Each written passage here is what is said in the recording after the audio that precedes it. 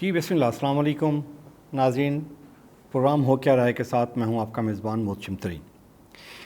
ناظرین اکرام، جب آپ مسلم لیگ نون کی جو قیادت ہے اس کے ساتھ بیٹھتے ہیں تو وہ ایک سنٹینس بڑا فریکوینٹلی بولتے ہیں. وہ کہتے ہیں کہ جی خان نے آ کے سیاست میں گند پھیلا دیا اور ہماری سیاست کو تہس نہس کر دیا.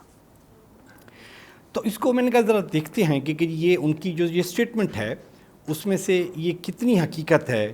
خان نے ان کو مسلم لیگ نون کو کتنا ڈیمیج کیا ہے اپنی پولیٹکس میں. ٹھیک، اسے ایک سب سے بڑی جو اسٹیٹمنٹ مسلم لیگ نون کی طرف سے آتی ہے وہ یہ آتی ہے کہ جی خان کو سیاست ہی نہیں آتی. تو جب خان کو سیاست نہیں آتی تو اس نے مسلم لیگ نون جیسی تجربہ کار جو جماعت ہے وہ اس کی سیاست کو کیسے ڈنڈ ڈال دیا.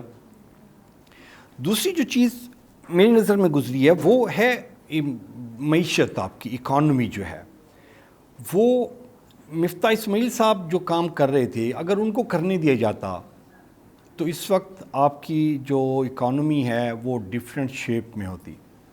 تو یہ ان کی آپس کی لڑائی میں اسحاق ڈار اور مفتاح اسماعیل میں یہ سارے کے سارے جو انہوں نے وہ اپنے اپنے پلان تھے کہ جی اس کے پلان کو ریجیکٹ کر کے اپنا پلان انٹروڈکشن کروایا گیا اور ملک کی ایسی تیسی پھیر دی گئی. تو یہ سب سے بڑا فیکٹر تھا مسلم لیگ نون کو ڈیمیج کرنے کا، جو اپوزیشن میں ہوتے ہوئے خان نے جو ساری سیٹیں نکالی ہیں ایم این اے کی بھی اور باقی صوبائی سیٹوں میں بھی. تو یہ فیکٹر ایک یہ تھا. آپ کے پاس پلان نہیں تھا اکانومی کا کہ جی ہم نے غریب آدمی کو ریلیف کہتے دینا ہے، کیونکہ اسی بیس پہ عمران خان کی حکومت ہٹائی گئی تھی کہ مہنگائی زوروں پر ہے، بے روزگاری ہے. اس نے گھر دینے تھے، اس نے روزگار دینے تھے، اتنی نوکریاں دینی تھیں. تو یہ تباہی پیٹ دی ہے، ملک بالکل ایسے تباہی کے دانے پر ہے. غربت ہے، بے روزگاری ہے، کھانے کو آٹا نہیں ہے، چینی نہیں ہے، گھی نہیں ہے، یہ نہیں ہے، وہ نہیں ہے. یہ سارے چیزیں کہہ کے خان کی حکومت کو گرایا گیا. تو جب خان کی حکومت کو گرایا اس کے بعد مسلم لیگ نون اقتدار میں آئی تو اب ان کے پاس عوام کو دینے کے لیے کچھ نہیں تھا.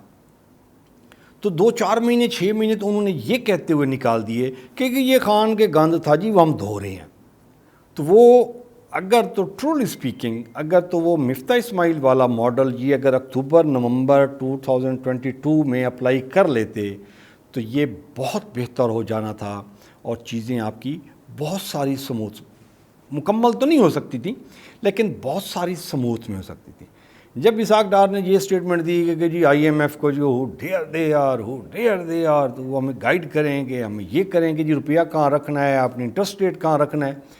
تو اس کے بعد ابھی یہ منتیں ترلے بھی کر گئے ہیں نا جی، وہ انہوں نے کہا جی نہیں جی اسٹل پوزیشن جو ہے نا جی وہ ورسٹ ہوئی پڑی ہے. بجلی کے ریٹس آپ دیکھ لیں، پیٹرول پرائسز دیکھ لیں، آپ باقی گیس کے دیکھ لیں کہ جی وہ میٹر سرچارج وہ 40 روپے سے بڑھا کر 500 روپے کر دیا انہوں نے. تو یہ اکانومی تھی جو بیسیکلی نون لیگ کو ڈینٹ ڈال رہی ہے. ٹھیک، دوسری ایک جو جنرل پبلک میں جو مت ہے وہ ہے کہ مسلم لیگ نون میں 2 گروپس بنے ہوئے ہیں. ایک ہے مریم نواز شریف کا گروپ، ایک ہے شہباز شریف کا گروپ. بیسیکلی حمزہ اور مریم کا گروپس ہیں، لابینگز ہیں، ان کی اپنے اپنے پلان ہیں اور یہ اس حساب سے چل رہی ہیں. تو اس نے بھی بہت سارا ڈیمیج کیا ہے مسلم لیگ نون کو.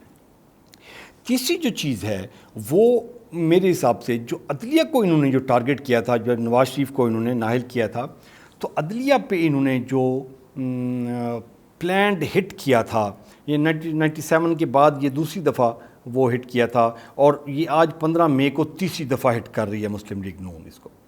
مطلب اب فرنٹ پہ جو ہے نا یہ وہ مولانا کو رکھا گیا ہے، لیکن اگین یہی ہے کہ یہ دفعہ 144 اور آرٹیکل 245 اس کے بعد ریڈ زون میں گھس جانا، یہ آلموسٹ سپریم کورٹ پہ اور حملہ کرنے کے برابر تصور کیا جاتا ہے. یہ تیسرا. اور انفارچونیٹلی مسلم لیگ نون کی جو ہسٹری ہے عدلیہ کے حوالے سے وہ بھی کوئی اتنی شاندار نہیں ہے.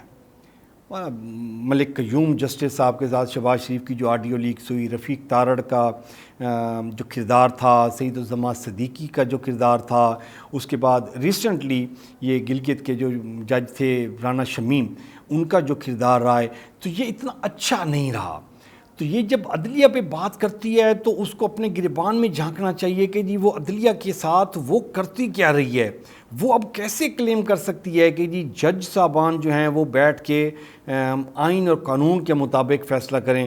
آپ کے پاس ججز کی ویڈیوز ہوتی ہیں، آپ ججز کو ڈائریکٹ کہتے ہیں، تھریٹ کرتے ہیں۔ ہمارے پاس ویڈیوز ہیں، ہم چلا دیں گے، آپ فیصلہ کر کے دکھائیں۔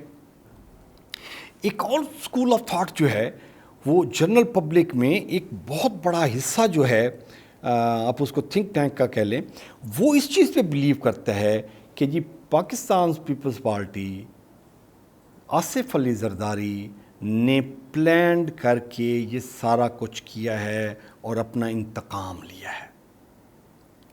یہ ایک بڑی سٹرونگ ویٹیج ہے اس پوائنٹ میں، لوگ اس کو بڑی ویٹیج دے رہے ہیں، اس کو کنسیڈر کر رہے ہیں کہ جی ابھی ریسنٹلی جو آپ دیکھیں پی ڈی ایم کی جو حکومت ہے، وہ پاکستان پیپلز پارٹی کے بہت سارے جو سرکردہ جو رکن ہیں، سینئر رہنما ہیں، وہ کہتے ہیں کہ ہم پی ڈی ایم کا حصہ نہیں ہیں بھائی، ہم حکومت کے اتحادی ہیں، اور جو چیزیں جو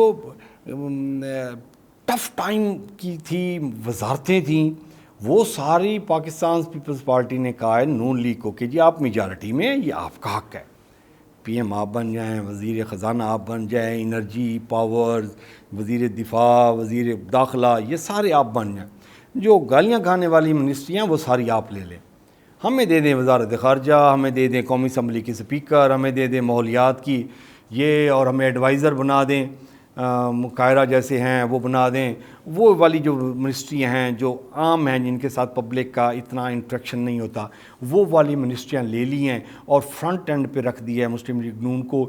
جہاں پہ بھی ایشو آتا ہے، پیٹرول بڑھتا ہے، نون لیگ جی، نون لیگ جی، ساری گالیاں برا بھلا نون لیگ کو کہا جا رہا ہے۔ پاکستان پیپلز پارٹی اقتدار میں رہتے ہوئے انجوائے بھی کر رہی ہے، اور تھوڑا سا اس سے ٹف بات کی جائے وہ کہتے ہیں نہیں ہم پی ڈی ایم کا حصہ نہیں ہے جی، یہ آپ گورنمنٹ سے پوچھیں جی۔